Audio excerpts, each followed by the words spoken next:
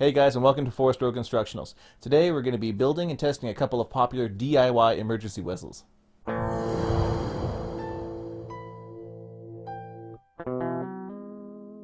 And now a little bit about whistles. They can be a vital piece of gear, especially when you're outdoors. You'll notice that some of your gear might already have a whistle attached, like a life jacket, or a survival kit, or even some high-end backpacks. Now a couple of reasons why whistles can be extremely useful. Probably most important is if you're lost, you can use it to signal for help. Some of you might be asking, well, why don't you just shout? Problem with that is, if you keep shouting, by the end of the day, you're not going to have a voice left. In some cases, you won't have a voice in a few hours. Now, depending on your situation, your location, and the resources you have at hand, shouting is a really good way to quickly become dehydrated, and that's never a good idea. Depending on the environment, the sound of a whistle, in some cases, can travel further than the sound of the human voice, especially if you lost your voice earlier with all that yelling. Now keep in mind, in a survival situation, energy conservation is key, and it takes a lot less energy to blow a whistle than it does to shout. Also, whistles are very inexpensive. We got this P-less Fox 40 Classic for about $5. Now remember, the purpose of this video is to demonstrate some of the more popular ways of constructing emergency whistles when no other means of communication is available. Now keep in mind, the following is just the results of our test. Your results may vary. Let's get on with the build. For this project, we're going to use stuff you can find in the woods. And let's face it, the sad fact is you can find garbage almost anywhere.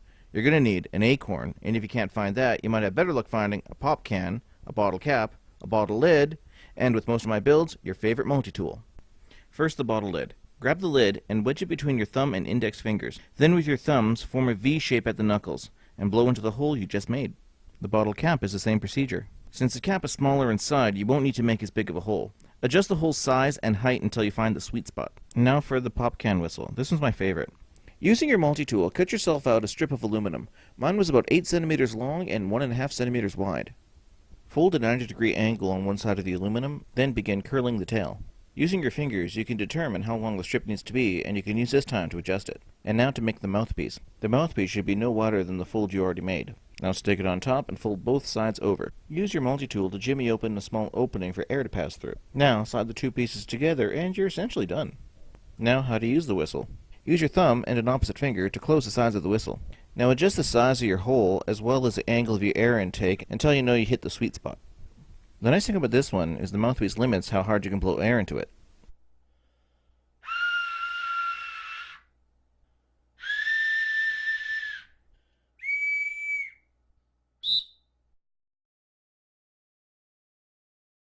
Hi guys, and welcome to the demonstration segment.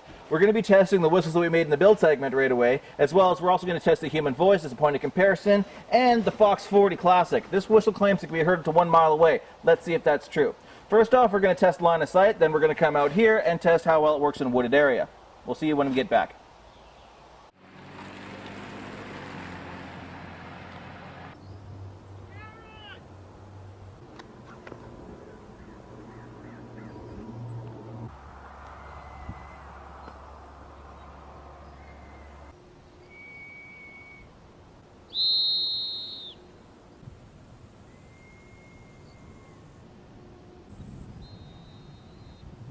Alright, we forgot to test shouting this whole distance. Alright, this is shouting at 1 kilometer.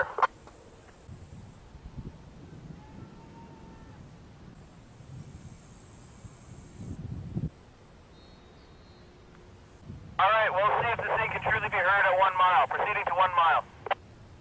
I'm at 1,610 right now. I'm going to get on top of the tape so I can see you better, and I'm going to test my whistle. Testing pop can whistle, 2 long blast. You're in the clear.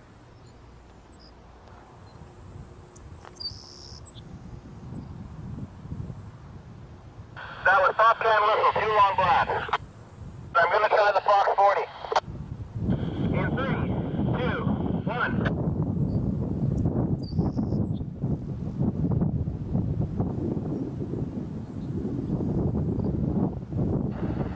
That was 2 long blasts as hard as I could. Try screaming now, see what happens.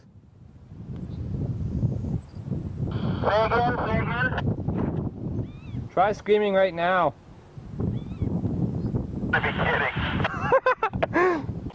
Hey guys, so now we're here in more of a wooded area. It's not super heavy wood, but it'll give you an idea of what we're working with. Anyway, as usual, just like last time, we're going to be testing the Fox 40 whistle. We're also going to be testing the pop can whistle, as well as both the bottle caps. So, what I'm going to do, I'm going to set coordinates on my GPS for this location here. There we go. Now I'm going to start walking away. I'll be in contact with Jared with the radio, so I'll still be able to contact him. I'll call out every probably 100 meters or so, and we'll do a test on each one.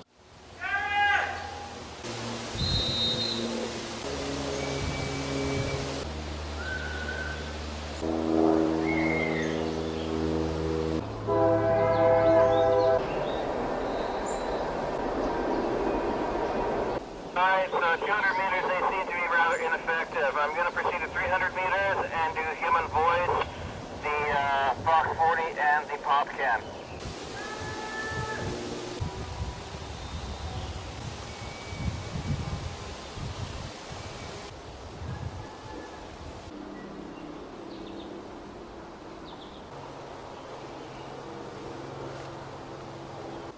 My range is 384 meters. I'm going to be testing the Fox 40 first.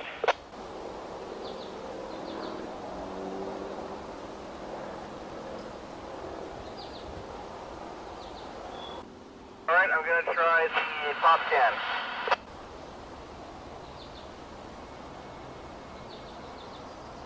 I wonder if this means that the pop can is traveling further than the Fox 40 Classic.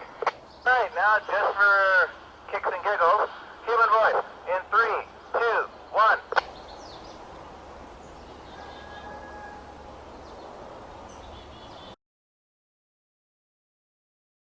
Now I can already hear you haters out there.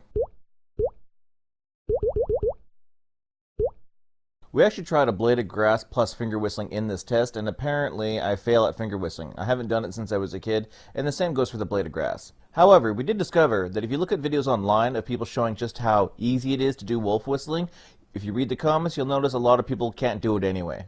The same goes for some other methods, so we chose techniques that just about anyone could pull off even if they were under a great deal of stress. While not very scientific, we did discover a great deal of information about these homemade signaling devices, which we found quite interesting. You're probably wondering why we didn't test these further. The problem is, in our tests, after about 200 meters, they became very ineffective. Now this could possibly be due to improper technique. However, after a quick YouTube search, we found that other people demonstrating the same whistle were getting the same sound as we were.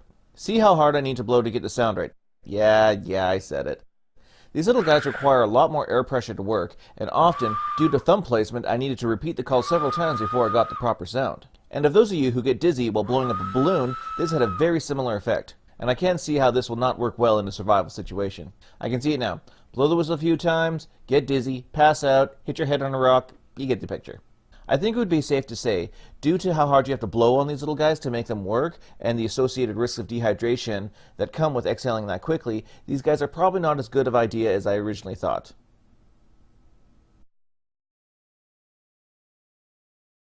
What can I say? I love this little guy. They're easy and they're fun to make. Until you gotta make 15 of them because every kid in the campsite wants one. Due to the small air hole, you can't blow very hard even if you wanted to. In my case, I ran out of breath faster with the Fox 40 we tested compared to this when I was blowing as hard as I could.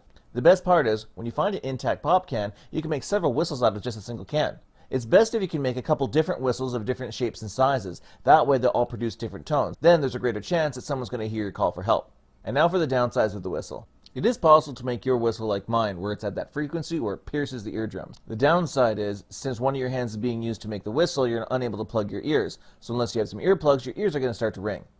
Now, depending on how bad your ears are ringing, you may not be able to even hear the response from your rescuers. But I'm sure you could fashion yourself some earplugs like the MacGyver you are.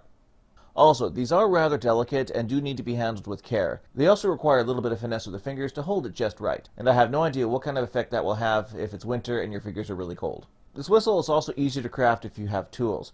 Chances are, if you got lost with your multi-tool, you already have the means of rescue at your disposal. Now, I never made one of these whistles out of an old ratty pop can. I assume you'd have to smooth it out. But if you look at it this way, it'll keep your mind focused and you won't dwell on your situation. And we all know that panic is one of your worst enemies. I'm curious to see what kind of a whistle somebody could make out of a crushed pop can, so feel free to leave a video response on your success or even your failure.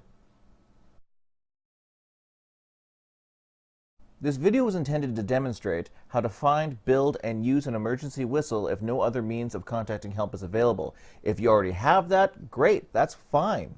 Aside from the fact that the Fox 40 Classic is affordable, about $5, we found it superior in almost every single way to all the other whistles we tested today. But then again, you're comparing a professional whistle to something you made out of trash. The only two things we noticed were, due to the tone, it seemed to blend in with the nature sounds during our woodland test. And it was difficult to hear, in some cases impossible, whereas other signaling devices like shouting or the pop can whistle were still making it through. And while the packaging claims that the whistle can be heard up to 1 mile, we have no data to back that up due to the wind messing with our equipment, but Jared did say he was able to hear it. Thanks again, guys, for watching all the way to the end. If you have any ideas for future episodes, please feel free to leave a comment. Thanks again for watching. Whoa, getting dizzy. Okay, I'm very dizzy. How was that? It was very faint.